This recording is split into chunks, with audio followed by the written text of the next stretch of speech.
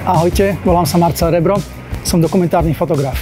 Fotografujem a dokumentujem ľudí a komunity po celom svete. Fotografoval som v ruskej tundre pastierov sobov, fotografoval som ľudí vo Fanských horách v Tadžikistane, ľudí v Kyrgyzstane, ľudí v Náhornom Karabachu, v Arménsku. Momentálne fotím ľudí na Ukrajine.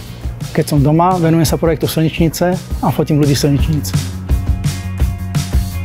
Som fotograf, ale v prvom rade som človek.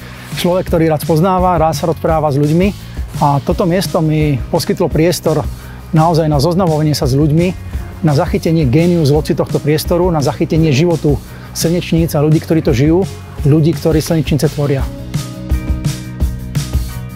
Nepracujem ako klasický street, ako klasický pouličný fotograf, ktorý najskôr odfotí a potom sa spýta, či mohol fotografovať. S ľuďmi sa rozprávam, čo však neznamená, že tie fotografie, ktoré tu vznikli, sú nejakým spôsobom inscenované alebo dohovorené. Sú to naozaj autentické zábery toho, ako ľudia v slnečniciach žijú.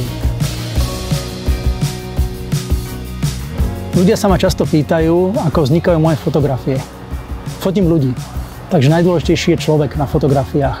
Ale k človeku potrebuješ samozrejme aj nejaké zaujímavé miesto a slnečnice mi poskytli obidva tieto aspekty.